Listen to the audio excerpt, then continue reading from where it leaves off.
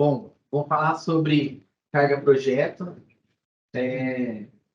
Eu acho que eu posso até arriscar dizer aí um dos queridinhos do Léo, né? Então, de certa forma, tem uma responsabilidade aqui falar.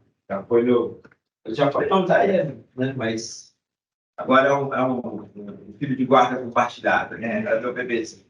Exatamente. Até, não sei, tem aqui, pessoal... Porque, assim, essa apresentação aqui, ela não tem um caráter didático, né? Melhor seria os vídeos do Léo, que pode falar melhor sobre isso. Mas para dar um conceito, né, do que é a carga projeto, como que você identifica, né? Ainda mais agora que nós estamos focados bastante aqui nesse evento em novos negócios, apesar que a carga projeto ela vem, o canal que ela chega até nós é um pouco diferente, porém pode acontecer de você estar prospectando, estar em contato com algum cliente e aparecer essa carga. Então a intenção aqui é que a gente faça esse conceito e depois vamos falar um pouquinho como que isso acontece a partir do momento que essa oportunidade chega aqui dentro da Interfreight, como que isso ocorre aqui dentro. Então, até não sei, pessoal, quem que tem nenhuma noção do que é carga projeto, está vendo isso pela primeira vez, ou vocês já sabem mais ou menos, já tem uma ideia? Tá claro. Eu também. Eu fiz aquele cursinho da TAP. Da TAP? Assim, a linha de piloto. Toda a participação tem uma carga projeto? Não. Então, na questão, acho que da jornada do lead, né, no projeto ele chega, né, de uma forma diferente. Então, na verdade, né, o projeto, eu diria que ele está, né... Mas tem mais de um passo aí que eu botei no price e botei aí também. Isso, sim, exatamente. Então, ele está, né... E também uma das grandes mudanças, até que ocorreu recentemente, o Léo já comentou, que a carga projeto, ela veio, né, passou essa responsabilidade para mim recentemente. Desde que eu entrei na Interfreight, na verdade, eu já vinha trabalhando com o Leonardo, né, na questão da carga projeto, porém ele estava à frente, de fato, da carga projeto, e eu, né, mais na parte auxiliando. E recentemente a carga projeto ela veio para o procurement, eu sou responsável, né, esse departamento, e agora, né, a grande mudança é que desde o momento que a carga projeto chega na Interfreight, que ela nasce, que é uma ideia, que, né, começa o contato com o cliente, fazer todo esse processo, fica comigo, mas obviamente ainda, de certa forma, sob a tutela do Léo, porque vocês vão ver aqui que realmente é um embarque diferenciado, com muitos aspectos, muitos detalhes e normalmente de alta complexidade. Então, envolve muitas questões que nós precisamos estar atentos. E se você comparar uma carga de container, por exemplo, muitas vezes o armador vai fazer um monte de coisa que a gente precisa negociar e fazer, né? Então, eu acho que isso já começa até a demonstrar um pouquinho a diferença do que é uma carga projeto de uma carga convencional, né? E aí, aqui é a definição, até que foi elaborada, né, da Interfreight, essa definição, logicamente que em conjunto, né, de acordo com o mercado. Então, não vou nem ficar inventando muito, mas ela vai falar bastante, né, que a carga projeto é qualquer carga ou equipamento que pode ser grande, pesado, com medidas fora do padrão ou não, mas que exigem manuseio especial, podendo consistir em um item de alto valor ou de importância que não são frequentemente produzidos para um determinado propósito, motivo e destino, né? Então, aqui você tem aspectos importantes, coloquei até alguns exemplos aqui, eu gosto muito do exemplo da embarcação, né? Porque é um tipo de carga que não tem uma linha de produção, né? Não é uma coisa que é feito, né? Tem dimensões totalmente diferentes do padrão. Inclusive, até quando eu estava na Maersk, tinha também a parte de projetos e tinha um vendedor lá que ele cuidava bastante de embarcações. E aqui eu acho até tem bastante, né, das características aqui, porque elas normalmente são muito grandes. A forma de manuseio disso daqui é extremamente delicada, porque dependendo da forma como você issa essa carga, como você movimenta ela, você simplesmente pode rachar a embarcação no meio, né? Então, é extremamente importante. Valores, então, né?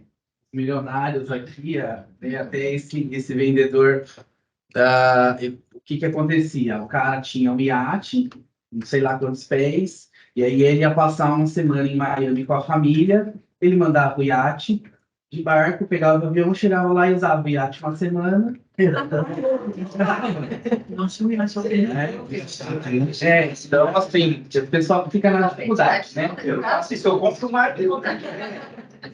É que às vezes tem aquele negócio, bota o nome, tem aquele apelo, né? Exatamente, né? E também vou demonstrar, né, mais à frente, né, que tem vários tipos, né, várias formas, né, tanto aéreo também, a gente vou repassar aqui do que pode ser a carga projeto.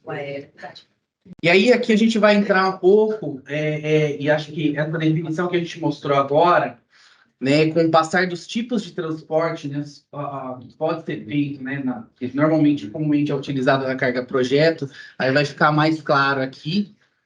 A carga breakbulk, né, normalmente são maquinários industriais, equipamentos de construção, produtos siderúrgicos, equipamentos de energia eólica, que é aquele que a gente viu antes, as pás eólicas, veículos pesados e embarcações. Essa modalidade, né, esse tipo de transporte breakbulk, então são cargas normalmente muito grandes. Tem navios, são, né, navios chamados de breakbulk, são navios onde as cargas normalmente elas são acomodadas direto no deck do navio, e aí pode ser tanto underdeck, que é no porão, e aí elas são içadas, né, ou içadas não, são apeadas, fixadas no próprio deck do navio, e também tem no deck superior, que aí depende, né? Às vezes a carga pode ser molhada, né? Tem as peculiaridades que vai entrar, se ela pode ficar no tempo, pode, não pode, tudo mais, né? Que a gente usa bastante, inclusive tem aqui os caminhões fora de estrada, que é um produto que a Interface tem bastante know-how, né? O Leonardo tem alguns clientes nossos que já fizeram vários transportes desses equipamentos, e eles são gigantescos, né? Também tem um manuseio, e aí você mostra, né? Quando você pega a pessoa aqui nessa foto aqui não tá, mas a pessoa aqui acho que é desse tamanho, né? Metade do pneu. É metade do pneu, uma pessoa de pé. Fez uma operação dos caminhões 18, 17. Um navio inteiro da ilha de Pula. uma vez só para Porto da Sul, eu tive a oportunidade de visitar lá o porto. De fato, eu tenho 1,81 m, sou metade da roda. Então, um negócio bem... Exato, você tem noção. Tem um caminhão que a gente já trouxe, esse também dá para trazer 100% contato, que é o 930, são quase 15 metros de comprimento, 7,5, não, largura são 7,90, são quase 8 metros de largura e 7 de altura. É muita coisa. É bem absurdo. E esse é 180 toneladas. O peso é bem. Exatamente. Estou rodando. Estou rodando. Não, a gente vai saber. Esse de 180 a gente tem que tirar a castanha, tem que desmontar ele um pouquinho mais, mas a gente faz ele sábado todo bocado. A gente já levou esses caminhões. Então, eu vou te mostrar as fotos, tem que mostrar as fotos depois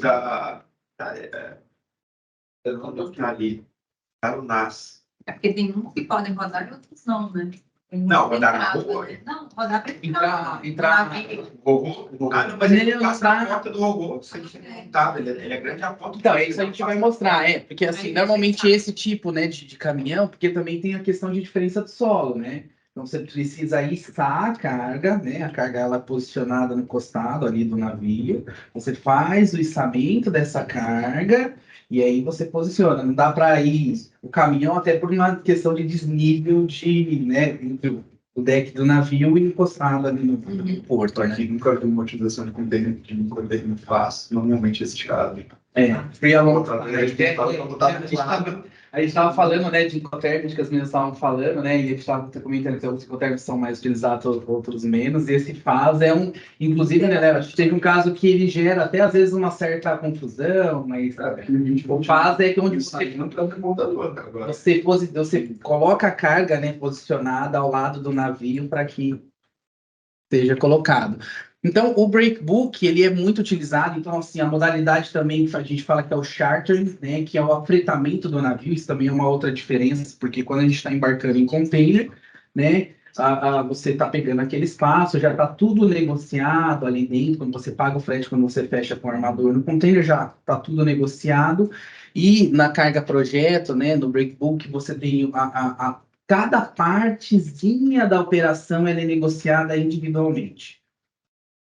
Então, você vai negociar desde a desmontagem, de repente, de um equipamento lá na fábrica, aí entra a questão de limpeza, às vezes precisa fazer a limpeza desses equipamentos, que eles não, né, às vezes isso aqui, ainda mais esses caminhões que muitas vezes são usados, e aí eles são movimentados de uma mina para outra mina, né? Então o caminhão vem todo sujo, precisa fazer toda uma limpeza para poder deixar o equipamento em condições de transporte. Então, a gente teve alguns casos, né, que a gente utiliza um parceiro lá, até para chegar a cotar essa limpeza, né, então, e aí já também é uma outra característica, porque a gente usa players muito especializados, muito específicos nesse tipo de operação, né. E também aqui, e aí, só para finalizar, né? Então tem essa questão do navio, então a gente também tem que fazer toda a negociação, que é o afretamento do navio, e aí pode ser um navio inteiro fretado, que também é uma outra grande diferença, né? Você vai ter um navio específico que ele vai movimentar só a sua carga, e aí tem também todos os cuidados que você tem que fazer, mas também tem a opção de você fazer, né, parcial esse afetamento, e aí você tem que ver a movimentação dos navios, porque é diferente até que o Léo explica nos vídeos dele, que não são navios de linha, né, que seriam como se fosse ônibus, né, é como se fosse um ônibus fretado, um ônibus dedicado que ele vai fazer o caminho que você quer, né. Então, essa é uma grande diferença. E também, para finalizar a parte de breakbook, que são cargas, não são cargas soltas, né? Mas não é toda carga solta que é projeto. Também essa mesma modalidade também pode vir em navios de linha. É só que aí tem um pouco mais de restrições, são cargas menores, porque a carga ela não vem containerizada. Então, quando você imagina breakbook, a carga ela não está no container, mas ela pode vir no navio de linha. Inclusive, a gente fez essa operação agora recentemente. Nós trouxemos o maquinário da CBO, e aí você tem que falar com o armador tem que fazer tem que falar com o planner para ver onde que ele vai alocar aquela carga e tudo mais. Mas então também é possível trazer em navios de linha, de container, tá? E a gente vai para um outro tipo também, que é o roll-on, né, que normalmente são veículos, a carga, veículos, carros, ônibus, caminhões, tratores e guindastes empilhadeiras. Essa modalidade são navios também bem específicos. Aqui tem, né, até ele é bem diferente, parece um caixotão sempre esse navio. Ele é todo. Você não vê container, você não vê carro. Ele é todo assustado, parece uma caixa de metal gigantesca. É isso que é, porque ele é um prédio de estacionamento. Exato. Ele é um prédio. Tem muito a Grimaldi tem uns que são mistos. Então, a parte da frente normalmente é container, só a parte do deck, né, do deck superior dela é container, e por dentro é tudo assim, porque a gente teve a oportunidade de visitar um. Exato. PVC tem? Não. PVC é projeto. Não. É outra coisa, não tem robô. A grande, né, diferença aqui, quando você pensa em roll, é toda a carga, acho que toda, né, 100% da carga, ela entra rolando no navio. Então, e aí, você, né, obviamente, quando a gente fala de veículos em geral, então, até tem uns videozinhos, até a Thay, né, vai saber que ela deu sorte de ver o carro que ela comprou chegando. Ela viu um videozinho, foi bem bacana, né? A gente estava esperando e passou mais que uma reportagem, né? Mas o que eu quero dizer é que aqueles vídeos, acho que às vezes a gente até viu já, passa no noticiário, que é o o navio tá parado, ele tem a rampa, né? Então é sempre esse acesso à rampa, e aí o pessoal vai literalmente dirigindo a carga, tá entrando, né? E aí parece bem aquele shopping, né? O cara vai subir nos lances e tudo mais. Isso em filme. Exato, né? Vocês estão gastando e tal, né? Então, a grande característica, né, desse tipo de transporte é que todas as cargas elas entram rolando, né, no navio. E a grande limitação também, diferença em relação ao breakbook, porque fala assim, ah, mas por que aquele caminhão fora de estrada, então não pode, se ele tem roda, você também pode entrar rolando, por que que não vai aqui? Aqui, muitas das vezes, é por causa da altura. Aqui, se eu não me engano, acho que até o maior que a gente tem aqui, que é aquele Arc Resolve, né? Se eu não me engano, acho que é 4, não, 7 metros. Da altura total zona, Não, é da entrada. ele vai, acho que até 6. 6,5, né? Mas dependendo da peça, né, o que é uma... Tudo que entra na navio é rolando, mas não necessariamente a sua carga ela é rolante. Vai ser Eu ia falar, tipo, em um container, leva pra lá. é que aí a gente vai falar dos MAFs, né? Dos equipamentos. E aí você tem que, na hora de calcular se vai entrar ou não, é a altura da carga somada com a altura do MAF. E é esse equipamento aqui, né? Então, porque aí você não pode limitar, né? Ah, cara, então quer dizer que a minha carga ela é estática, que a gente chama de estática, né? Quando ela não é rolante. Então não posso entrar? Não, pode carregar. É até muitas vezes indicado, porque uma outra diferença também é que normalmente o frete do Ro-Ro ele é bem mais barato do que o do Breakbook, porque ele já. Aqui os navios Ro-Ro, normalmente. Cuidado, né? Depende muito da característica, cara. Acho que é perigoso falar que é bem mais barato. Porque muito depende, né, nessa história. Muitas das vezes, sim, nem sempre. Pode ter Não é 100%, mas do que a gente, de tudo que eu já botei aqui na interface, todas as vezes o Ro-Ro ficou mais barato. Dentro daquela especificidade da carga. Não, se Cada carro com carro. eu acho que talvez possa até falar na maioria dos casos, mas é porque é perigoso falar. E tem algumas que o Ro-Ro fica bem mais caro, dependendo da situação. Depende de porque nós temos pessoas aqui que Quando você tem que tem pessoas aqui que não têm tanto conhecimento, então vai embarcar, vai ser mais barato, que eu até ressalto, talvez uma carga fique mais barato no Ro-Ro, mas tem a questão da frequência dele, né? Sim. Não, uma coisa, não é nem só. Disponibilidade e Uma frequência. característica que eu acho que dá para usar, para aliar um pouco com o que o Edson falou, quanto menor a quantidade de carga que você vai embarcar ao mesmo tempo, mais provável é que, se é uma carga que pode ser embarcada tanto no Ro-Ro quanto no breakbook, quanto menos carga, mais provável que o Ro-Ro seja mais barato. Né? Quanto mais carga, mais provável que o breakbook seja mais barato. Por quê? O Ro-Ro, ele eu não vou ficar falando, porque senão eu vou ficar passando parte da apresentação do Hector, mas eu vou falar só isso. Eu falei que era o filho querido dele. Quer falar? Eu não sei se é do você falar também, porque ele funciona já mais como linha, navio de linha. Exatamente. Você já estava falando isso. Exatamente, também outra característica, né, do Ro-Ro é porque ele já tem essa questão, então ele tem já o porto definido, que ele vai sair, né, ele já tem essa rota, então aí onde a gente utiliza essa rota, não dá para a gente falar para um navio, né, de Ro-Ro, tipo, até dá. Dependendo da carga. Vamos lá, gente, vamos botar uma linha aqui, projeto, tudo depende. Tá? Vamos partir desse princípio que tudo depende. Dá para botar um navio virar de cabeça para baixo? Depende. Se usar aquela Ocean Gate, né? Então, vamos partir dessa linha, né? Que tudo depende, mas assim, o que eu vou falar é mais assim, também a minha vivência, né? O que a gente, e assim, que talvez aconteça na maioria das vezes, mas pode ser que não, né? Então tem essa questão, até porque o que acontece? Tem uma curiosidade, né? Com esse boom agora que está tendo dos carros elétricos, né? Da China, a BYD está vindo para cá, na verdade, vai estar dominando o mundo aí. Então, a gente está até com problema de espaço de carga para navios ro-ro, principalmente de China, né? Indo ou vindo para a China. Por quê? Porque as montadoras, elas estão pegando todo o navio.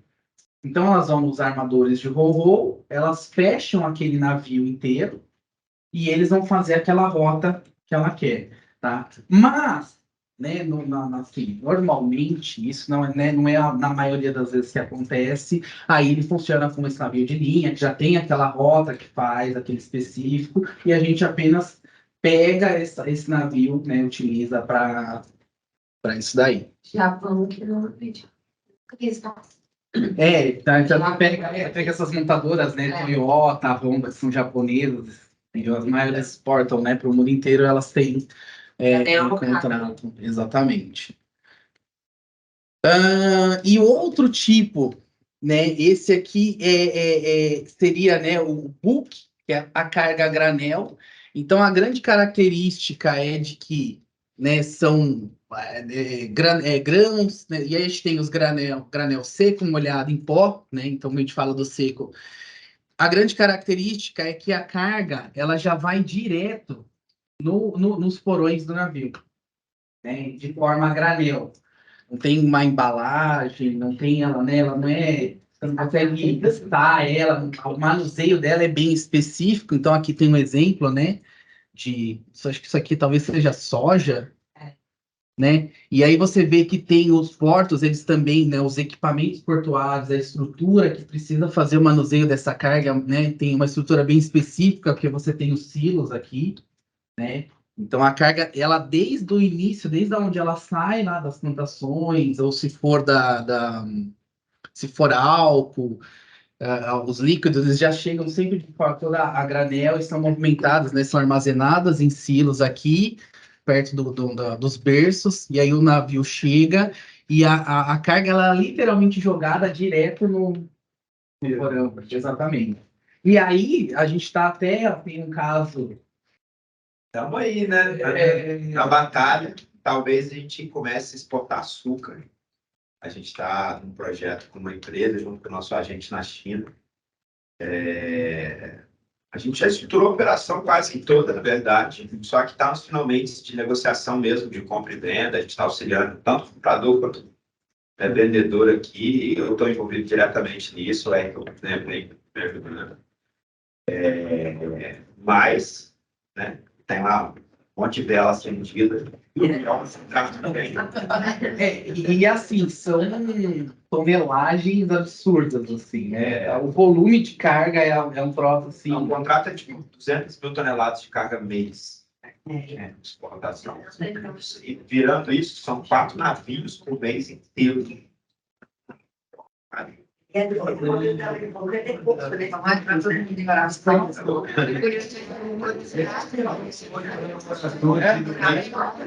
Da parte dela, Não, mas Não, mas uma parada que dá muito vai ajudar muita coisa.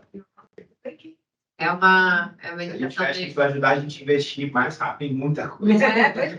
E assim, tá sendo bem bacana, eu fiquei até bem feliz quando isso aconteceu, porque assim, uma característica do projeto, como eu disse, os players ali eles são muito específicos. Então, os players dão uma carga dos caminhões que estão envolvidos ali, é um tipo, é um segmento, porque, né?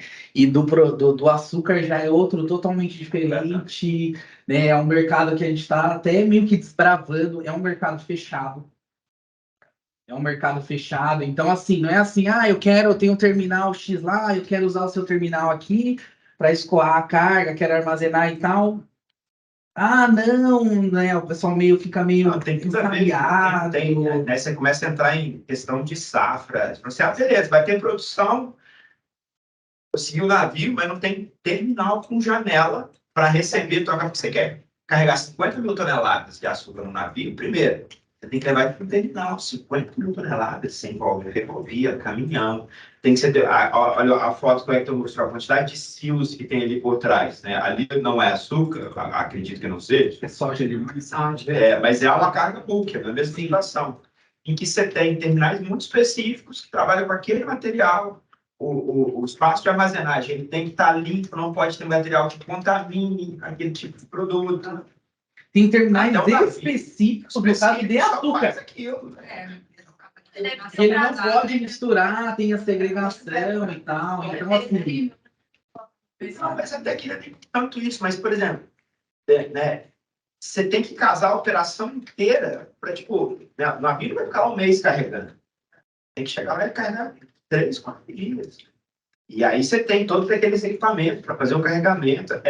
Tem uma o parte- que a gente está usando. Como a gente não tem tem zero experiência em fazer de fato, a gente contratou uma consultoria, o pessoal da TAP, né, de projeto, para auxiliar a gente a organizar tudo para diminuir o risco, porque a responsabilidade é muito grande. Então, a gente vai, se Deus quiser, fazer, mas vai fazer muito bem estruturado. Beleza, fizemos com consultoria, aprendemos, agora a gente mete bronca sozinho. Mas... a gente estava vendo até a questão da parte de análise do açúcar, né? Isso até que é comum, né? SGS, entra tudo, a gente auxilia em carta de crédito. Agora, né, a gente nunca fez book. Agora, esse ano já apareceram 2 oportunidades. Talvez a gente vai fazer carvão, importação de carvão. O Wellington, que era diretor da Nesus, foi embora para... Oi? Legal. Até TI a gente já até fez para CSN, desembaraço e tal, mas embarque, frete, não. Até porque, normalmente, esses navios, 90, não envolve agente de carga. Quem lida com carga book, quem envolve em carga book é shipbroker, que eles falam, né? Como se fosse um agente de carga, mas não é agente de carga, ele não emite BL. Faz literalmente a intermediação. Né? Esse contrato, Ele sabe onde estão os navios, ele sabe onde estão os navios e onde estão os clientes e tenta fazer essa... Esse navios book é um mercado mais pulverizado. Você não vai assim, né, o mercado de container, você tem pouquíssimos players no mundo inteiro, né? O mercado book, você tem trocentos armadores. Às vezes você tem armador que tem 3 navios, 4 navios, 5, né, poucos navios. E aí o broker, ele está o tempo inteiro, né, conversando com todo mundo, entendendo. E aí, às vezes, o armador tem 5 navios, um está na Ásia, um está não sei o quê. E aí o cara fica sempre procurando carga. Você pensar lá, né, como se fosse os tempos lá atrás. O cara, capitão, dono do navio, fica procurando carga para carregar. Isso, é muito louco, mas é isso, sabe? É um mercado completamente diferente. Quando você lida até com carga projeto, né, o book é muito isso, mas o carga projeto você ainda tem. Eu recebo diversos e-mails, tipo assim, temos um navio aqui que está na Ásia procurando carga para a América do Sul. E aí você vai, tem uma oportunidade. Por que ele está na Ásia procurando carga para a América do Sul? Ele está, de fato, já carregando, vai descarregar na Ásia, e ele tem uma carga base que vai pagar essa viagem. E essa carga base do navio vai, às vezes, ocupar 20%, 30%, 50% do navio. Na primeira carga, paga a viagem, tem que pagar. Por isso que no breakbook que eu falei do horror, o horror é igual container. O navio já vai passar ali naquele porto, ele está ali rodando. Breakbook, ele vai tirar carga, não tem carga. Você quer botar no breakbook uma caixinha, você vai pagar a viagem inteira, você paga. A ida do navio para o porto de Xangai, a operação no porto, que é igual, prático, rebocador, atracação, você paga o carregamento, você paga, calculada a diária, o daily hire do navio, né? Daily hire. Os custos diários do navio, há quantos dias vai demorar para o navio sair de Xangai e chegar no Brasil? 39 dias. 39 vezes $20 mil, que é o daily hire do navio, mais um custo. A companhia vai fazendo esse levantamento todo e no final ela te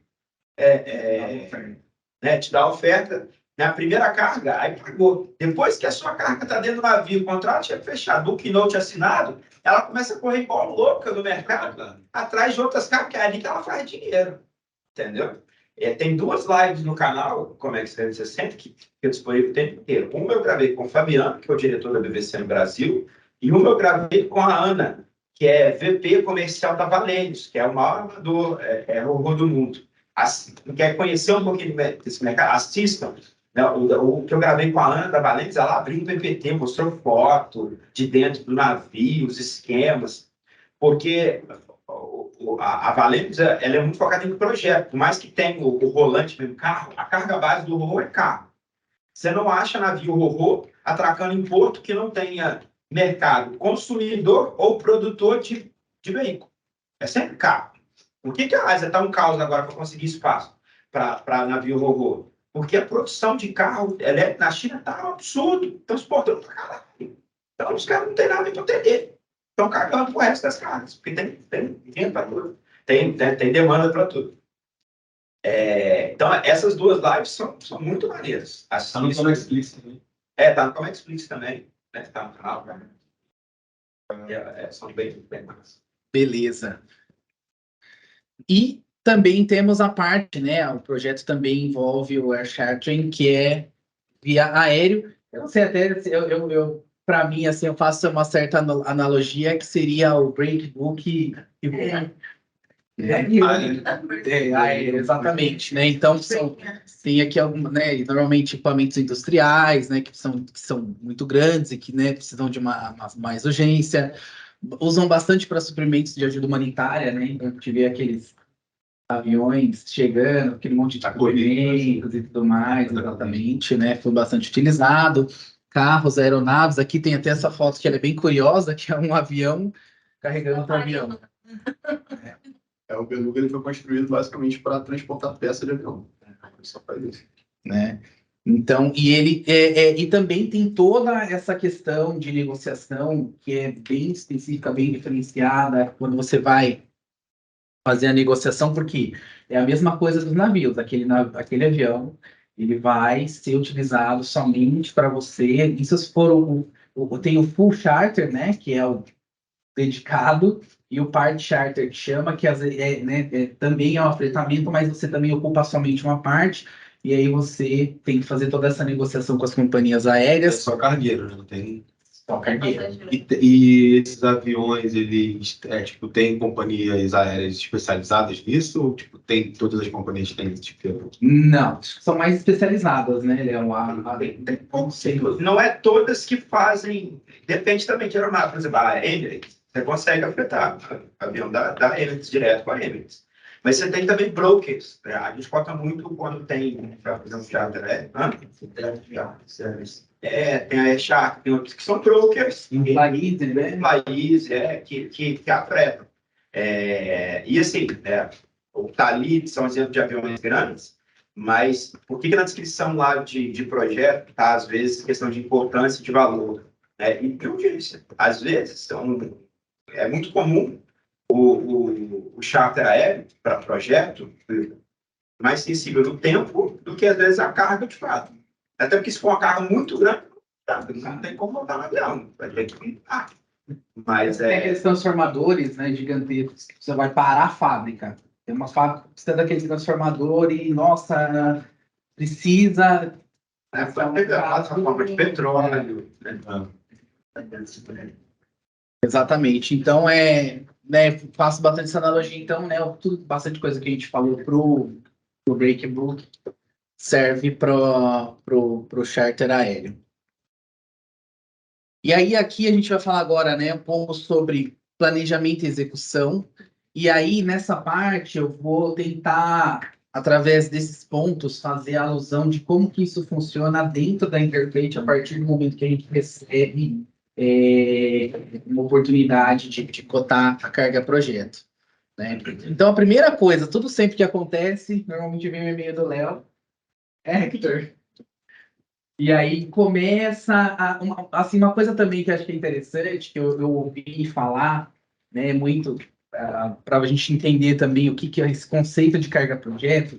Normalmente, a carga-projeto tem uma certa história, né? Porque às vezes o padrão, a gente tá fazendo uma cotação spot de um container, essas cargas, normalmente chega aqueles dados, você só cota, você participa de uma pequena parte da história daquela carga, né? E uma vez eu ouvi falar, né, lá na Mercer, dessa pessoa que tinha essa parte, ela falou, cara, a carga projeto, ele tem, de certa forma, tem um começo, um meio e fim, né? Tem toda uma história envolvida ali, qual você participa, muitas vezes, da maior parte dela, né? E aqui, então, a primeira parte é a identificação dos requisitos, que é compreender as necessidades, né, específicas da carga projeto. Então, a primeira coisa, a gente recebe as informações, e aí o Léo já, né, sempre fala, Hector, primeira coisa, coloca os dados da carga no nosso packing list, no nosso modelo. Porque a partir daí, a gente começa a ter uma visibilidade melhor para a gente começar a entender a dimensão da carga, o que que vai precisar, quais as considerações que a gente precisa ter. Então, a primeira coisa é identificar esses requisitos através do packing list. Só para reforçar o que o Eker falou, por que volta lá? Porque eu sempre falo, porque às vezes a gente recebe o backlist do cliente, e aí tem lá muita informação perdida, ou às vezes é um backlist com um monte de página, etc. Tem que entrar no nosso modelo de backlist para a gente ver algumas características principais. Né? Ponto 1, você olhar para as dimensões e ver, né? Isso aqui cabe num flat rack, cabe num MAF, cabe, pode caber com excesso, né? Largura, altura, e você vai vendo as restrições para cada tipo de transporte. Cabe no ro-ro? Cabe no breakbook? Cabe no flat rack? Não. Né? Cabe no aéreo? Não. Né? O peso, aí você vai sempre olhando, né, para o peso e para as dimensões para ver as limitações dos modais de transporte. E aí você já vê as opções que você pode ter na mão. Beleza, olhando para isso aqui, você fala, breakbook, ro-ro, flat rack? Difícil. Será que às vezes um flat rack especial peso, né? Aquele flat rack especial da Farjac? Da Farjac. Talvez, né? Aí, às vezes, vale uma consulta. E aí você já sabe com quem que você pode pensar em trabalhar. Primeiro ponto. Segundo, às vezes você tem um backlist que vai te falar. Faltou coluna aqui. Né? Porque tem porque aí você tem o chartable, né? Igual no aéreo você tem o WM, né? No aéreo, no marítimo. Que o meu aqui, ele tava... Deixa eu ver se ele vai... Não tem problema, não. Ele vai abrir aqui o packing list todo aí, ó. O Excel mesmo. Não sei se você consegue jogar ele para... Não. Não tem problema, não.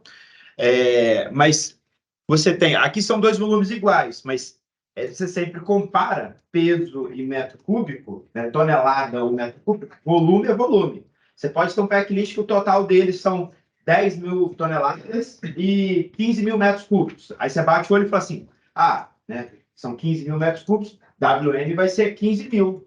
Não, dependendo do volume a volume, você vai ter um item que o peso é maior que o volume, outro vai ter o volume maior que o peso, e aí você pode ter um packlist no final das contas, né, que o peso total é 10 mil toneladas, a cubagem é 15 mil metros cúbicos, mas o chargeable dele vai dar 16 mil, por exemplo.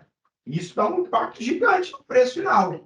E às vezes o cliente não entende isso, ou às vezes até, né, se há uma falha nossa, é um erro de precificação, prejuízo gigante, né, ou um problema gigante para o cliente.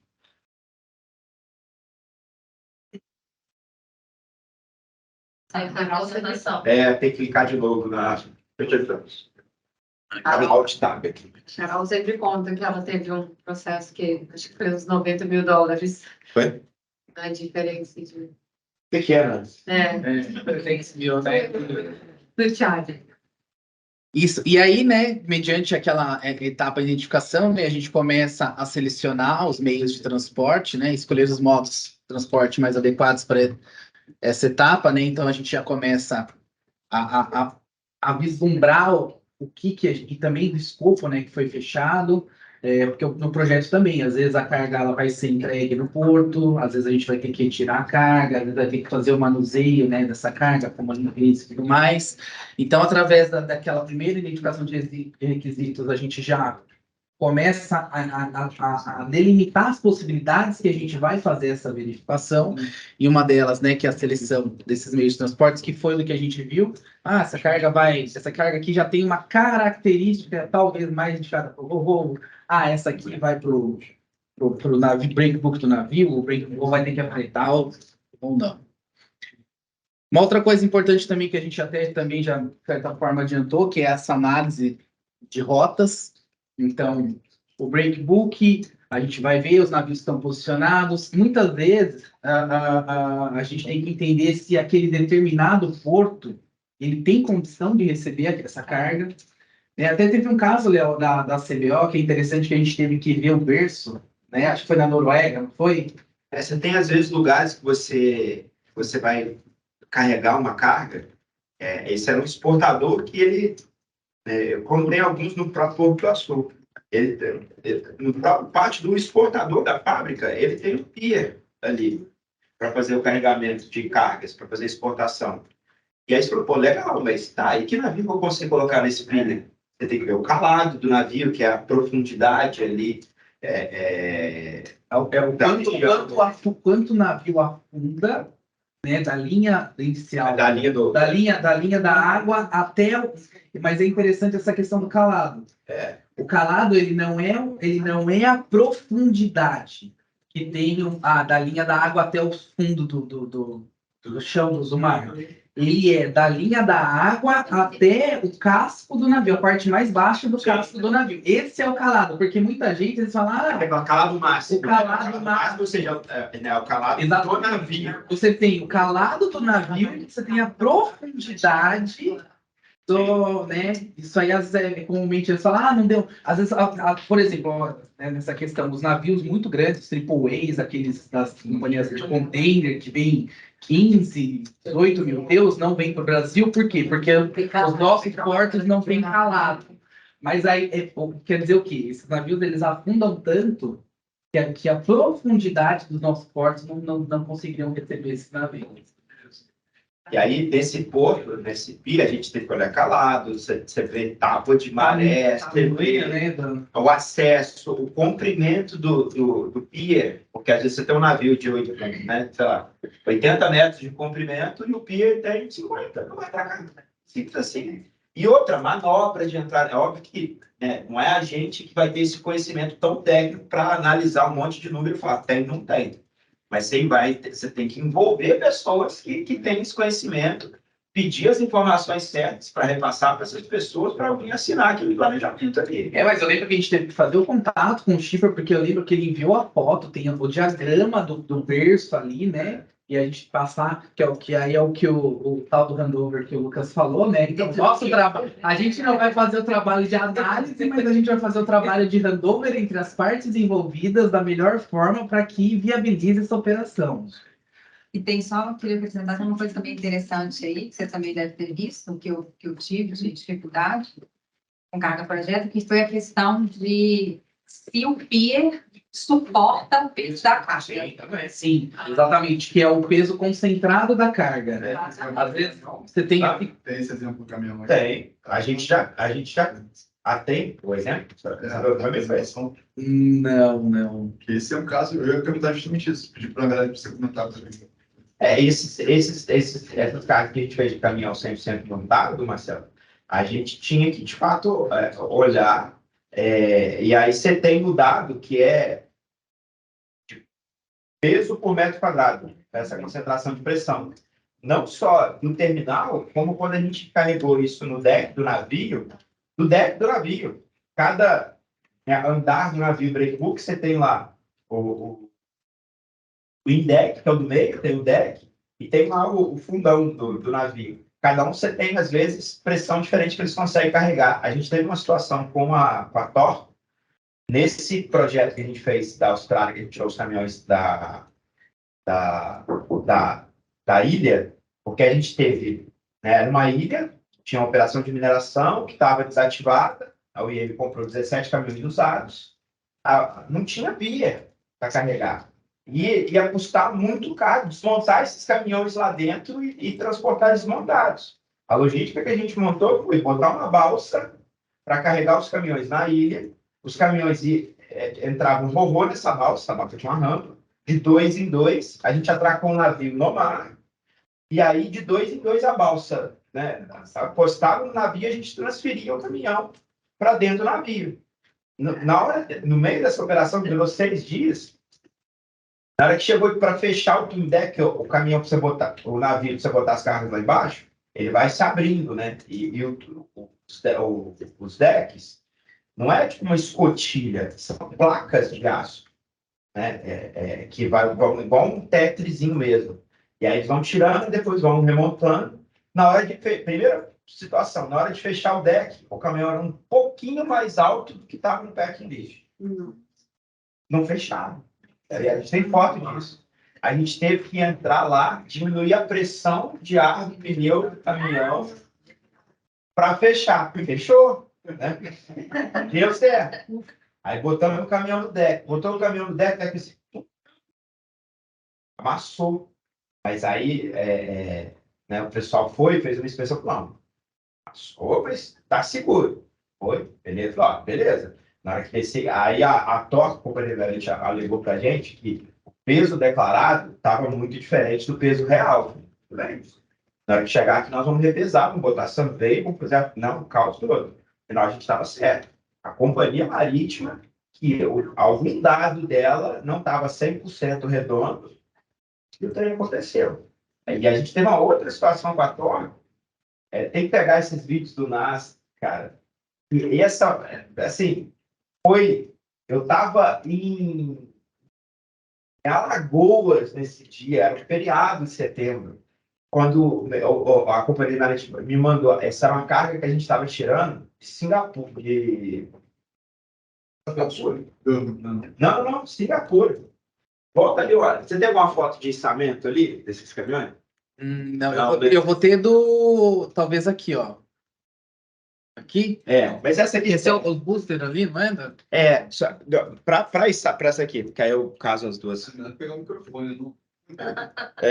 Para içar esses caminhões aqui 100% montados, é muito legal. 100% montados, os pontos de içamento deles, você tem, né, porque o que é o robusto dele? Você não pode virar na caçamba e puxar a caçamba vai partir. Né? Você não pega pelas partes, né? Você tem um chassi dele. E aí você tem 2 pontos aqui na frente, que estão ligados direto ao chassi, e um ponto atrás, que é o cilindro dele, que está dentro do chassi. Mas você olha assim e fala assim, tá bom, mas como é que eu vou, né, enganchar isso num guindaste só? E aí você usa um negócio que chama spreader. É uma barra de aço em que o guindaste do navio, o gancho do navio, fica em cima, e aí você tem cabos de aço que vão se separar com esse spreader. O que é o spreader? É o separador, né? Para depois você passar dois outros cabos que vai jogar um aqui para frente e um aqui para trás. Aí, beleza, né? Estamos acostumados. Você faz. Tem caminhão que a gente fura um buraco aqui na caçamba para passar direto. Tem caminhão que, de fato, a gente consegue, né, o spreader que dá a volta toda. E aí, tava tipo assim, içado, né? O vídeo mostra direitinho, tá içando. Do lado do navio, tá içando. O spreader vem assim, e o caminhão ficou assim, ó, engorrando no guindaste. A gente tem esse vídeo. Do lado do navio. Você nunca viu esse vídeo? Engorrando. E aí, por muita sorte, né? Não machucou ninguém, não danificou o navio, não danificou o terminal, o pier, não danificou o guindaste, não danificou nada. O que danificou? O spreader. Aí tem a foto do spreader todo retorcido, assim. E mostra ele ver assim, e ele não quebrou, que foi outra sorte. E aí o caminhão ficou gangorrando. A companhia marítima, mesma coisa, veio direto na gente. E aí, resultado, a gente estava certo de novo. A companhia teve que assumir todos os custos, por quê? Parou a operação toda, não tinha spreader, para o carregamento, o navio teve que desatracar. Ou seja, né, em tese, se a culpa fosse nossa, ou por um peso mal declarado, o que ia cair na nossa conta? O custo de operação de desatracação desse navio, a detention, que é, né, do navio parado ali para voltar à operação, custo para pagar outro spreader, arrumar em algum lugar e mandar esse spreader para o porto de Singapura para poder usar na operação, custo de reatracação do navio, só aí foram 150, 200 mil dólares brincando de custo esse. Só que a gente conseguiu provar que não, é uma porcaria do spreader que a companhia marítima usou. Era um spreader chinês, realmente era. O spreader chinês, porcaria, e a cagada foi deles. Pô, a loucura. Eu lembro vocês falando nesse momento. E o seguro? Não, mas isso aí, por exemplo... Não, se tivesse acontecido alguma coisa, o seguro tinha que estar pago. Mas olha a situação. Um seguro de transporte de cargas, o beneficiário desse seguro é o importador. Se acontece um negócio desse, danifica a carga e o cliente aciona o seguro dele, A seguradora paga o cliente. Depois ela vem atrás de quem fez o dano. Direito de regresso. Cai no nosso colo. É por isso que aquela operação da Não, Austrália... cairia se fosse culpa sua. Se fosse culpa nossa, exatamente. Ia cair na culpa da companhia marítima. Isso ia virar um processo judicial que ia para anos. A gente tem um processo judicial que ainda está rolando, que é da ArcelorMittal, que foi tipo isso. Mas foi a cagada, foi lá do PIU, do terminal de PIU, que simplesmente caiu. Bum! Uma caixa, Cilindro. quebrou. Hã? Era cilindro? Não, era um equipamento. Era tipo, sei lá, um equipamento de 10 milhões de dólares, essa caixa valia 500 mil. Caiu, deu perda total. E aí a gente está rolado nesse processo porque a gente é um agente de carga. Mas a cagada é toda deles.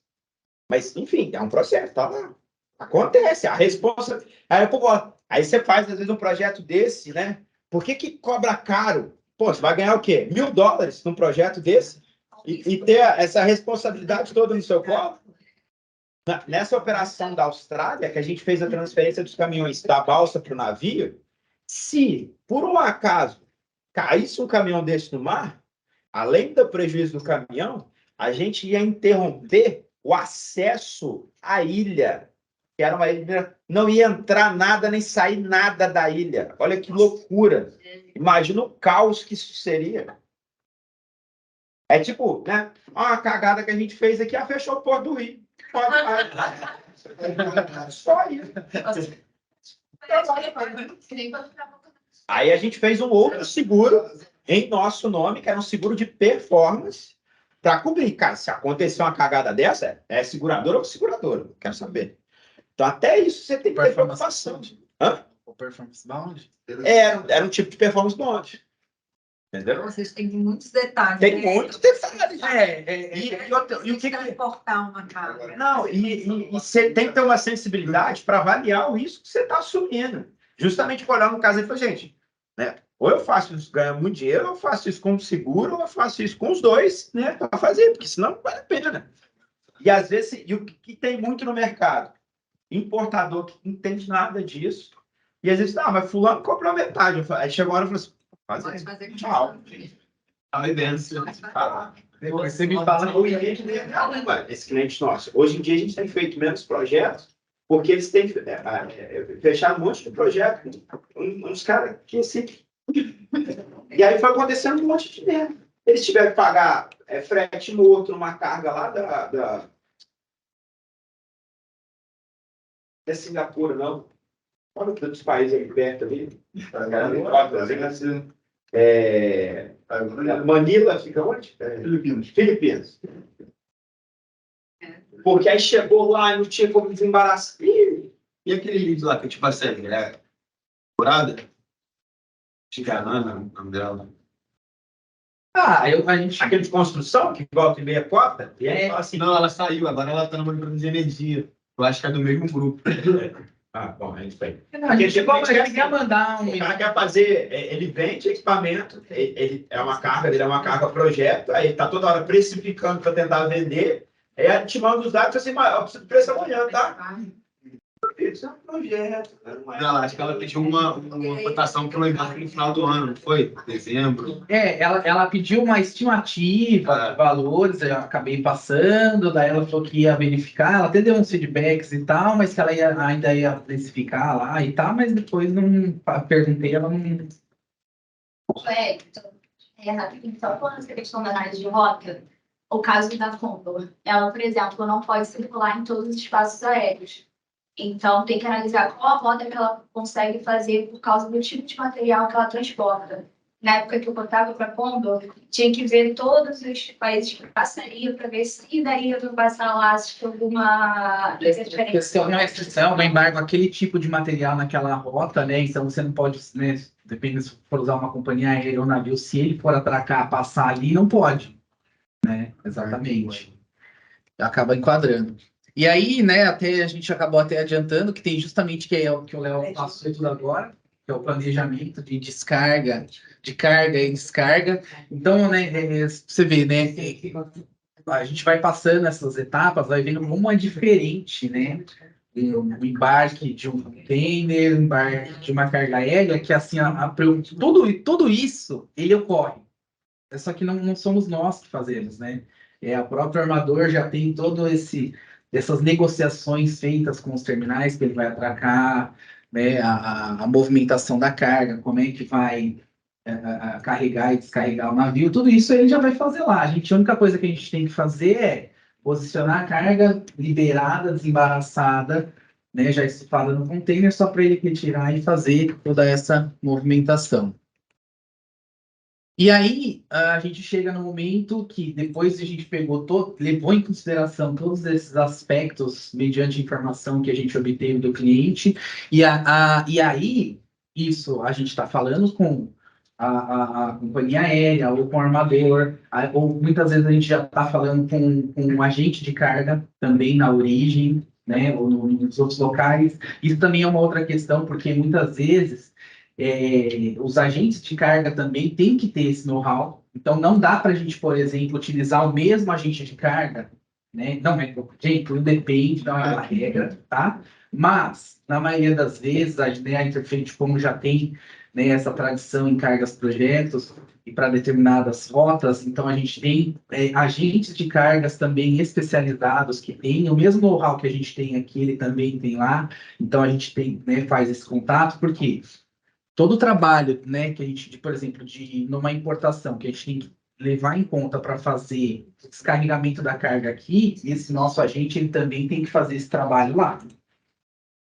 Então, como toda e aí a gente voltando, a gente como owner do business, né, como essa parte comercial, então a gente é responsável por coletar essa informação do cliente, analisar, distribuir isso para os parceiros específicos, para que eles façam as análises deles, façam o levantamento dos custos disso. Então, vai precisar fazer uma descarga, o pier lá da origem vai aumentar, que tipo de máquina, vai ter que usar um guindaste, vai ter que contratar um guindaste, porque é muito caro. Então, você paga por hora esse guindaste. Então, tem todos esses detalhezinhos que a gente tem que estar em sintonia com esse agente de carga, né, com o nosso parceiro da origem, coletando todas essas informações, assegurando que toda essa logística, tudo isso que a gente vai oferecer tem segurança, né, mitigando os riscos, pegar tudo isso, todos esses detalhes, para daí fazer uma cotação, né, ou um estudo de viabilidade, para passar para o cliente, e aí começa a parte, né, da negociação. Aí, e como eu falo, e a carga projeto, até no final, vai ficar um pouco mais claro essa questão de tempo que demora, né?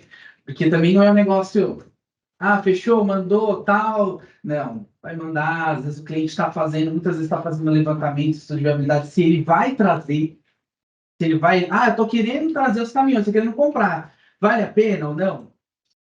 Aí entra em contato com a gente tem que fazer esse levantamento prévio, passar para eles, aí ele vai fazer a análise, fazer se vale a pena ou não, fazer a negociação para voltar com a gente, para daí sim fazer esse fechamento, né? A gente está numa rede também de agentes de projeto, né? Boa, verdade. Tem a rede também, a gente tem a rede específica, né, que são agentes que têm esse know-how, que é a XLP. Então, são agentes que integram, que já têm know-how em cargas de projetos, e nos ajuda a fazer esse network, né, no mundo inteiro. E lembrado, bem bacana isso daí. Tá? Então, e essa é a parte, né? Então, cotação, né, que iniciar contato com os players do mercado, a fim de obter valores e maiores informações para a realização do estudo de viabilidade econômica, que é levantamento de valores, e operacional, que é a viabilidade técnica, para determinar a eficiência do transporte, custos envolvidos e possíveis riscos. Isso aqui não é um estudo de viabilidade, né, que em formato de imposto e tal. Isso aqui é uma cotação. Só que para o armador, a gente não pode dizer que a gente já tem a gente não diz que tem data, a gente diz que é uma estimativa de valores, né? É um pouco diferente para o... Até nessa questão, né, até isso eu tenho aprendido bastante com o Leonardo, até a forma de tratar com esses players é muito diferente. Né? Até do curso da TAP, né, que a gente fez, dependendo da forma que você envia o e-mail para o armador, ele entende que você fechou o negócio com ele. Nossa. É nesse nível. Porque quando você fala de armador breakbook, né, o que é sempre o cenário? Você está falando de afretamento total do navio de uma parte do navio. Não é navio de linha. E aí, para o armador ele te dar uma cotação firme, você pensa, cada companhia marítima tem X navios ao redor do mundo buscando cargas, carregando cargas, carregando cargas. Eles têm escritórios próprios, escritórios parceiros no mundo inteiro para buscar cargas, né? Alimentar esses navios de cargas. E aí, quando você vira e pega uma cotação, eu tenho, né, 3 caminhões fora de estrada para transportar de Durban e eu quero descarregar no Porto do Açu. Primeiro, a companhia marítima ela pode dar, né, se você não falar que é firme, um preço indicativo. Quando ela te dá um preço indicativo, ela tem zero compromisso com aquele preço. É indicativo. Quando você fala, não, é uma carga firme, para você falar que é carga firme, primeiro você já tem que dar a data. Tá, é uma carga firme, qual que é a data? É metade de setembro, ou pode ser entre metade de setembro e começo de outubro, por exemplo. Que é o segundo movimento que a companhia marítima faz? Ok? Então, nessas datas, eu vou te ofertar o navio aqui, BBC Alberta, que o laycan dele para carregar essa carga em Durban é do dia 20 de setembro e 5 de outubro. Né? Aí ela manda todas as condições, se é hook to hook, etc. Né? Tem vários termos ali. E o preço vai ser $200 mil, ou $100 por WM de carga, mas considerando o mínimo que você está me mostrando no backlist aqui, que é 1.000 WM. Quando ela faz esse movimento, ela botou o nome do navio, ela reserva, ela fez a sua oferta para Interfreight, ela está, e normalmente essa oferta já vem assim, para ser respondida até sexta-feira, meio-dia, do horário do Brasil. De hoje até sexta-feira, meio-dia, essa cotação, essa oferta está reservada em nome da Interfreight. Se um concorrente chegar lá e cotar a mesma coisa, ela não pode nem cotar. Ela não pode vender esse espaço. Ainda mais com o navio inteiro. Ela não pode. É regra. Ela não pode vender esse espaço. Chegou meio-dia, a gente não respondeu, não deu nada, acabou, morreu ali. Aí, beleza, está liberado aquele navio para ser cotado no mercado. Mas se a gente responde de uma forma leviana, ela manda todas as condições. Aí você manda assim, dá para fazer por, né, $170 mil? Esse é o dele. Não existe, gente. Breakbook, afretamento, não existe target. Dá para fazer? Você consegue chegar nesse preço? Não existe essa conversa. A conversa é, a resposta, o certo é, você envia uma contra-oferta, e é tudo em inglês, tem toda uma formalidade de conversa, como se você estivesse debatendo, de fato, termos de um contrato. Fala, obrigado, né, pela oferta, que a gente contra-oferta na forma, né, A/E, que a gente fala, não, accept basis, conforme abaixo. E aí, na cotação do cara, tinha 15 cláusulas. Na sua contra-oferta, você fala de 3. Você fala assim, eu não quero o laycan do dia 20 de setembro ao 5 de outubro. Eu quero, na verdade, que comece no 25 de setembro ao 10 de outubro. O frete, eu não quero pagar $200 mil, eu quero pagar $170 mil. E, por último, eu quero que no navio tenha a bordo do navio todos os equipamentos necessários para içar essa carga. Se precisar de um spreader, tem que ter no navio, eu não tenho que fornecer. Se precisar de uma gaiola, tem que ter no navio, eu não preciso fornecer. Vamos supor, um exemplo, você negocia essas 3 cláusulas. Se a companhia marítima aceitar, eu vou assim, accepta. Contrato fechado. Se você virar... Você só queria depois. Isso aqui vai ser... Não dá para você virar assim, ele cotou 200, e aí o cliente te deu um target, se você fizer 170, eu fecho. Mas ele te deu de boca. Né? E aí você vai... O que existe, que é um termo mandrake que a gente usa nesse tipo de negociação, muito, na hora que você faz a contra-oferta para a companhia marítima, tem um termo que você pode colocar assim, subject to BOD, Board of Directors, né? O corpo de diretor, to be lifted on, sei lá, Monday, 12 o'clock, Brazil time. O que isso quer dizer?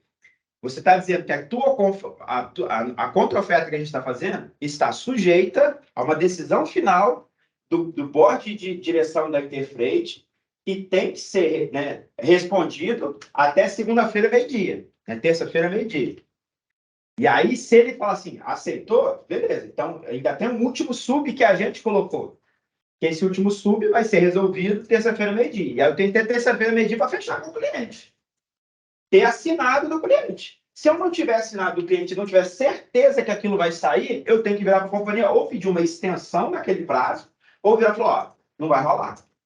Mas até quando você fica fazendo isso muito, não dá para você ficar fazendo isso muito. Você fica queimado na companhia. Ela fala, cara, toda hora tá mandando, não dá. Entendeu? Você fica queimado. Mas já usei isso muito para fechar e aí no final, beleza, tá fechado, ok, beleza. Andou direitinho. Mas você faz isso de uma forma leviana, e aí depois, na semana seguinte, o agente cargo não está acostumado a fazer isso, e ele só, né, queria, deu target e o cliente não fechou com ele, a companhia depois, né, ele veio para o grupo, então não fechou, não rolou. Ele falou, oi? O navio já está na rota agora. Porque é isso. A partir do momento que você fechou ali por e-mail, o navio estava indo para Xangai, agora ele está indo para a Austrália. Tem 3 dias já que ele está na direção da Austrália.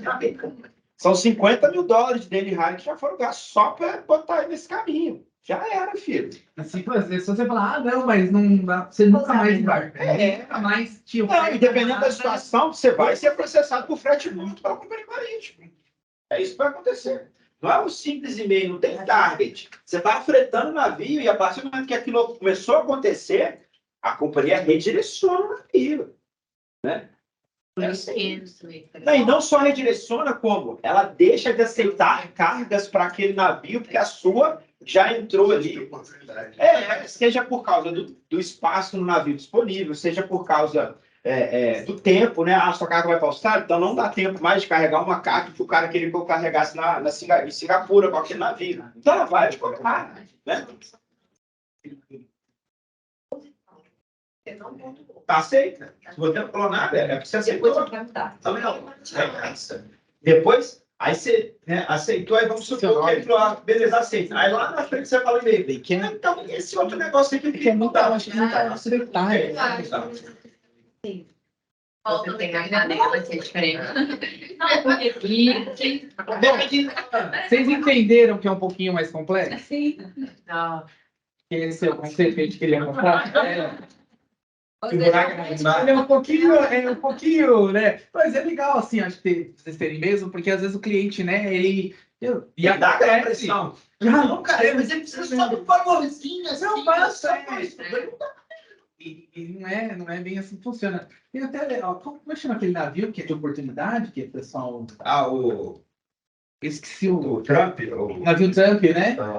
Esse também É usado também, mas a Terezinha, o pessoal fala muito, mas é assim, né? Porque não é tidinha ali. Igual a própria BBC, ela vende o frete Houston-Rio. Ela vende como se aquilo fosse um navio de linha, mas no contrato é fretamento. Até uma coisa interessante que a Ana também que o Léo falou, que é essa questão do lay can. O lay can do navio é a data, é o período que ele pode atracar. Então, quando você fecha, o lay can do navio é do dia 30 de agosto ao dia 15 de setembro.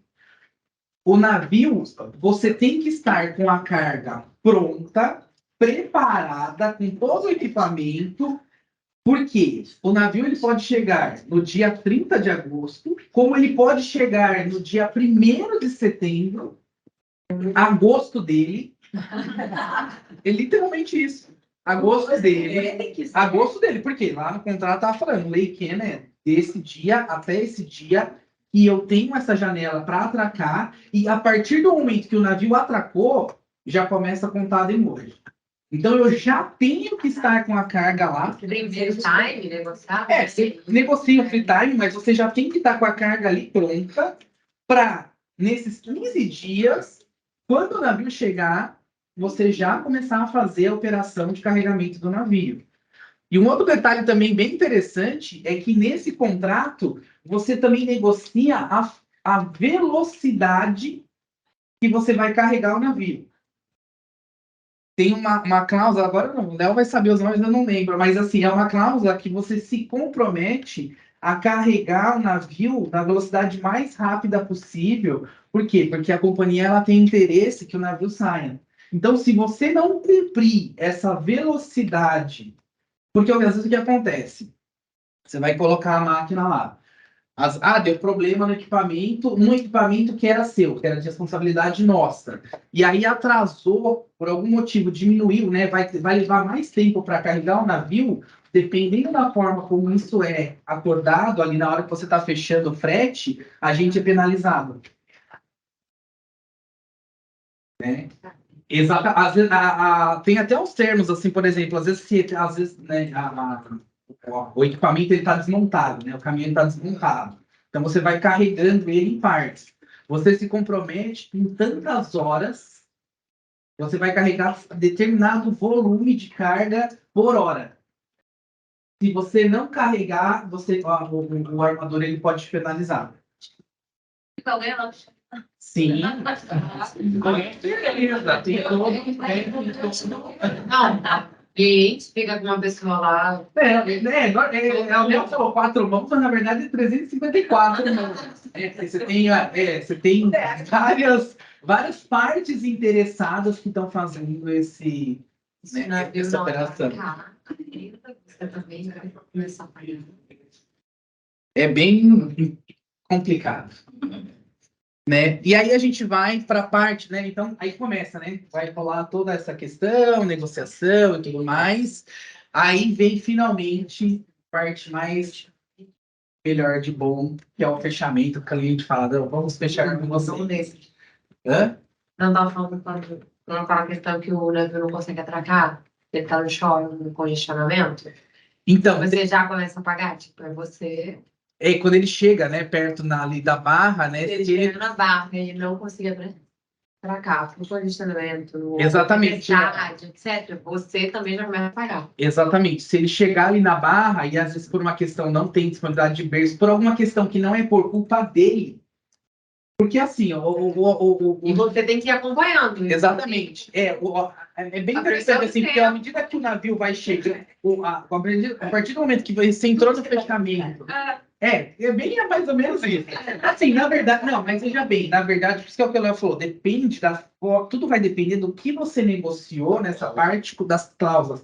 Por isso que quando a gente começa a fazer a cotação... Cláusula eles não tiram, né? Essa aí é meio que o dentro do BL já. Então, depende, porque é o que o Léo falou, a gente, quando está fazendo uma cotação, você entra, né, nesse período que você está falando com o armador, você está literalmente negociando um contrato. Você não está fazendo só uma cotação, você já começa ali dependendo de certo nível, e aí você vai falar isso, não, olha, eu não quero essa cláusula de velocidade de carregamento, e aí o armador, ele vem obviamente, ele vem com todas as cláusulas que vão favorecer ele. Olha, eu cheguei com o meu navio na barra, não tem porto, não tem berço para eu atracar, a culpa não é minha. Meu navio vai ficar parado lá e você vai ter que começar a pagar. Né? E aí você tem que entrar nesse acordo, nessa negociação com o armador e falar, não, essa aqui eu não vou aceitar. Ah, não, mas nesse valor. Então você vai, né, fazendo todo esse jogo. E aí a parte, né, que a gente faz o fechamento, então aí a gente faz o fechamento com o cliente, né, na comercial normal, e a gente começa a fazer o fechamento com as partes que foram cotadas envolvidas, né? E isso que a gente está falando, que é o famigerado que chama Booking Notes, né? E o Booking Notes, ele é esse contrato que é feito com o armador, onde vão estar todos esses dados, e aí, né, então, fechamento junto com os parceiros envolvidos, armador, transportador, terminal, agente, e repasse de todas as informações ao time operacional. Né? Escopo, negociações, condições, valores. Então, acho que foi até pertinente, né, a apresentação anterior que o Lucas, se num fechamento de container, né, ou de uma carga aérea, já tem toda aquela questão envolvida, né, de profit share, de taxas, de passar essa informação de forma correta para o shipping, para modo que ele consiga, né, executar o que foi acordado. Imagine a complexidade disso para uma carga projeto. Né? E aí até entra uma diferença que é o quê? Agora, com essa mudança, com uma carga projeto veio para o procurement, e o Léo ele foi bem categórico. Diferente, né, das cotações normais, do projeto, eu fico do início ao fim literalmente do projeto. Logicamente que esse momento que eu faço o handover para o time do Lucas, ele vai começar a fazer a parte documental, a parte burocrática, né, a parte bem técnica, operacional, mas é um momento que a gente começa a trabalhar praticamente ali abraçado, porque eu tenho, como eu negociei todo esse escopo, tá tudo na minha cabeça, por mais que a gente faça o handover devido à complexidade e à quantidade de detalhes, ele está chegando agora, né? Então, e aí um pouquinho mais no final, eu vou dar um exemplo que eu trabalhei bastante com a Gabriela, de uma carga projeto que a gente fez, onde eu tive que ir até o final para garantir que aquele profit que a gente esperou lá atrás, ele ocorreu. E aí eu me envolvo também na parte de pagamento, porque normalmente numa carga projeto, diferente de uma carga padrão, os pagamentos para os fornecedores e recebimento de valor do cliente, eles vão acontecendo em vários momentos. Não é assim, eu fechei, a carga embarcou, o cliente tem 30 dias, depois chega a carga, aí o cara paga tudo, a gente paga o armador e acabou. Não. Transportadora, às vezes tem que ir pagando. Já fez, já carregou, tem que pagar esse. Tem que receber isso aqui do cliente. Então, os pagamentos, eles vão acontecendo. E aí, o navio, por exemplo, não é nem atraca aqui se não for pago esse frete. Não vai liberar o BL. Então, a gente precisa do BL para tirar a carga do porto. Não adianta nada o navio operário, cara, se não pagar, a operação não começa. Então, a gente tem que cobrar aquela questão que eu falei de relacionado ao prazo de pagamento, tem que ser casado até de forma estratégica para a gente ter uma receita. Ele funciona, às vezes, nesse momento. Porque aí a gente coordena com o cliente que a gente vai receber um dia antes da embarcação do navio, ou, de repente, no dia, mas com a taxa de câmbio que a gente negociou, e a gente fecha o câmbio, nesses casos, obrigatoriamente, são fechamento de câmbio. Então, a gente vai pagar a taxa da corretora, não a taxa do armador. Então, o armador cobrou lá $200 mil de frete. A gente vai cobrar 250 mil do cliente, mais a diferença de câmbio. Isso ocorre, às vezes, no mesmo dia. Acontecia muito. Antes, o Léo fazia esse papel que hoje está com o ECO, e era justamente assim, ele é o responsável por garantir que o fluxo do projeto ocorra nos times da melhor forma no momento certo. Eu lembro exatamente quando eu fazia essas etapas com o Léo falava, cara, isso tem que estar um reloginho na tua cabeça. O prazo ali é crucial e, obviamente, ele apresentou aqui todos os riscos que a gente tem. Então, qualquer conta vira uma coisa absurda. Então, o prazo tem que estar muito na nossa conta. Então, ele vai acompanhando isso e os times vão realizando as tarefas quando tiver que executar a tarefa. Uma grande também diferença. Deixa eu só falar um negócio rapidinho. Porque tempo, né? eu queria passar algo sobre viabilidade antes da gente sair para o almoço, não me matem, eu estou todo mundo com fome. Bom, mas o meu é rápido. Quanto tempo você precisa? Não, aqui agora eu vou acelerar, porque a gente acabou falando muito dos temas, né? Então, né, a parte de acompanhamento, né, depois que a gente fechou, né, vai continuar, como o Lucas falou, a gente vai continuar trabalhando junto, né, que é o acompanhamento e gerenciamento, né, da operação. E aí aqui muito envolve, até que o Léo falou, que a gente está em loco.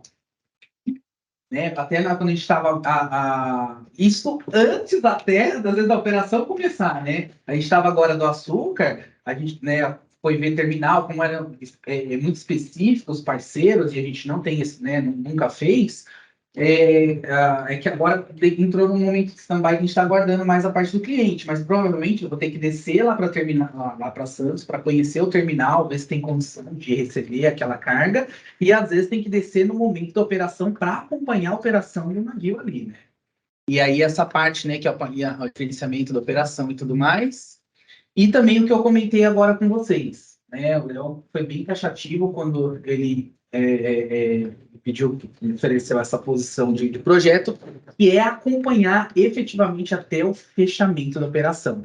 Né? Tipo, agora eu fechei a operação, manda ver e bora para o próximo, né? Então, a gente vai até o fim, efetivamente. E aqui, só para fechar, então, é um estudo de caso, e eu até coloquei esse estudo de caso porque foi bem bacana, eu trabalhei em conjunto com a Gabriela, e dá para mostrar também que o projeto, ele não é necessariamente só envolvendo a parte do internacional. Às vezes o projeto, ele pode ser considerado ali uma parte da operação que também requer uma alta complexidade. E esse projeto aqui eu trouxe alguns dados, né? Foi uma... E até fui curioso, porque esse caso ele é da Geodis, lá na, né? Eu ia dizer Itália, né? Não sei se você sabe, Geodis é um concorrente nosso, né? Está aqui. E a Geodis da Itália, através de Nova York, recebeu indicação porque eles queriam trazer essa linha de máquinas de engarrafamento para a Coca-Cola, que fica aqui em Jundiaí, e eles precisavam de um parceiro de confiança. Brasil, né, por algum motivo, não é esse parceiro de confiança. Mas isso veio cair para a gente como? Um bom relacionamento que a gente tem, obviamente, com a Interferente de Nova York. Então, Não, a gente mas é a mesma situação. Eles também não usam a Geodis dos Estados Unidos para fazer o projeto. assim, mas a gente Eles usam a Interferente de Nova York. o nosso relacionamento de confiança que eles têm lá. Então, o Tom, que é o dono da Interferente de Nova York, passou o contato do Léo para a gente seguir com essa operação aqui para os casos do Juiz. Exato. E o interessante também, antes de eu poder entrar um pouquinho... Eu vi e-mails trocados ali, meu Deus.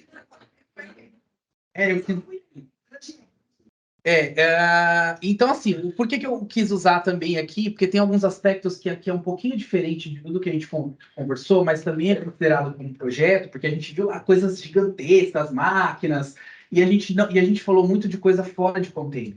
Mas o projeto, ele também pode ser com cargas em container. Porque, como eu falei, é uma história, é algo complexo, tem um começo, um meio, fim. Tem muita coisa que a gente precisa, né? Então, e essa máquina, ela veio desmontada, né? Então, ela veio no total de 18 containers. Mas você vê que, mesmo assim, a gente teve aqui flat racks, que são containers, né? São containers, equipamentos especiais que têm excessos e requer manuseios também. Essa era totalmente que não entrava nem. Exato, essa é a parte das curiosidades, né? E aí, só para vocês entenderem, então o escopo, que foi o recebimento. Olha, de tudo isso que a gente falou, olha a parte que a gente fez. Parece pequena, só que não, porque o projeto depende, né? O nosso trabalho, ele começou a partir do momento que a gente recebeu a carga em Santos. Ou seja, toda a parte lá na origem, a parte internacional, não teve nada a ver conosco, de certa forma, porque, né, envolve a gente, como a gente foi o agente aqui, então a gente também teve que, a questão de documentação, a gente foi o consignatário e tudo mais, mas o que acontece? A gente recebeu toda essa carga, a gente teve que mover, e detalhe, essa carga aqui, que já vai de encontro com a definição lá do começo, o total desse embarque aqui foi 5 milhões de euros, valor? Foi 5 milhões e pouco no total. Tinha ex-tarifário. Carga com ex-tarifário, que é aquela incentivo do governo para exonerar, né, injetar. Exato. E aí, devido a essa peculiaridade da carga, a carga ela não poderia simplesmente chegar em Santos e ser entregue na planta da Coca-Cola. Ela tinha que chegar em Santos, ela tinha que ser movida para um EAD, e lá, porque é um processo que demora, né, aduaneiro que demora, e ela fica armazenada lá, para depois ela ser entregue na planta. Parte da carga, né? Porque o resto poderia ficar... Exato, parte da carga pode... Não, Era uma carga mesmo que parou. é verdade. Parte da carga pode seguir direto, parte não. E é só que detalhe, uma dessas cargas que chegou aqui, a carga ela era tão larga que ela não entrava no EAD. Então, aquele EAD inicial... Isso. Foi mal, porque eu também estava envolvido nisso. A carga chegou exatamente na hora. É verdade. A carga tão grande, tinha que fechar o bloqueio. É verdade. Bloqueio de serra. Então, tem que fazer...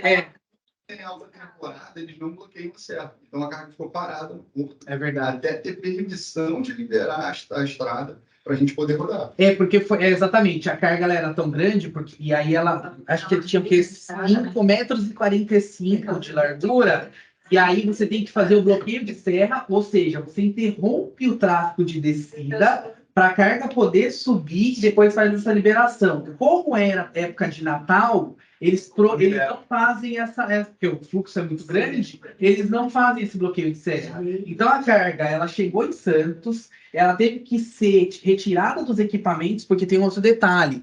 Como a carga ela era muito alta e larga, quando ela no equipamento, no container flat rack, ela excedia a altura máxima para trafegar. Então, obrigatoriamente, a gente tinha que tirar ela do equipamento, utilizar uma prancha baixa para ficar ali no limite do negócio para poder subir com ela, entendeu? Então, assim, você vê que a gente... Por que eu trouxe esse exemplo aqui? Porque não é só a parte internacional, a complexidade, né, a quantidade de detalhes que a gente tem que levar em conta. Se a gente teve todo esse trabalho, e aí é o que eu falo, né, ó, isso começou em 7/22, a operação, o início comercial, a operação de fato foi começar em janeiro. Olha a quantidade de e-mails que foram trocados, né? Então, mas é isso, não vou enrolar mais. Aqui estão... Uma coisa que eu acho que vale a pena a gente pontuar. Nesse tipo de operação, que eu comentei lá da sala de guerra, isso acontecia semanalmente. Então, toda semana, a Gabi e o Hector participavam de uma reunião com a Coca-Cola, com o despachante da Coca-Cola, com o transportador, alinhando todos os pontos do que estava acontecendo. Então, ó, essa carga aqui está prevista para chegar, isso aqui vai ter que sair tal dia, isso aqui só tem liberação para sair, para subir a serra daqui a tantos dias, toda semana. A gente tinha uma briga justamente para acompanhar isso. E aí, é porque a gente estava falando, né? Tinha o representante do exportador aqui, o consignatário, nós, o pessoal do terminal, o pessoal da transportadora e o despachante deles. Então, tipo, eram umas 6, 7, 8 partes envolvidas semanalmente nessa reunião. Eu tive que montar eu fiz um Excel, todo um cronograma de entrega. Por quê? Porque tem o detalhe também. Tudo bem, a carga liberou aqui, ok. É só que a fábrica não consegue receber toda a carga de uma vez. E como as cargas são muito grandes, eles tiveram que mandar um mapinha desenhando qual o trajeto que a carga ia fazer dentro da planta, aonde que ela ia ficar condicionada, se ela podia ficar no tempo ou não. Então, você tem um jogo de interesses, que daí também ficava o representante do exportador de um lado, tipo, não quero fazer nada, é seu, e do outro lado, cara, não, mas tem que fazer, e aí quem que vai pagar cada parte, né? Então, assim, enfim, mas foi um case bem legal, e assim, isso e mostrou bastante trabalho, né, que a gente faz junto com o operacional. A Gabriela foi sensacional, o Lucas também teve, e foi um super case de sucesso, deu super certo, né? Quando rolou, tava de férias. Uma parte, né? Quando o negócio rolou. Tava de férias, falei, cara, não me conta. Aí não, reprogramou, foi para final. Tá bom, Gabi, foi Bem legal. Eu estava esquecendo de falar. Semana passada eu gravei com a Sinara, que é a do Comex da Depre, da Faz Comex, uma live sobre gestão de carga projeto. Vai lá semana que vem. Uma das coisas que eu falei era dessa questão da gestão pré e pós-embarque, de restrição de transporte, saída de terminal, né, subida de serra. Eu lembro uma vez que eu fui na Multirio, e aí, fazendo outro projeto, tinha um monte de carga parada nos cavaletes, assim, né, grossos, de madeira maciça, que era muito pesada. E aí, conversando com o pessoal do tempo, você está falando aí tem 5 meses, então sai na estrada. O navio foi, descarregou, a estrada não tem capacidade para botar isso para fora aqui. Pesado. Foi de planejamento bizarro. E aí, qual que era o estudo, né, que eles estavam fazendo? Pegar um outro, fazer uma cabotagem para descer no outro que tem que te acostumar.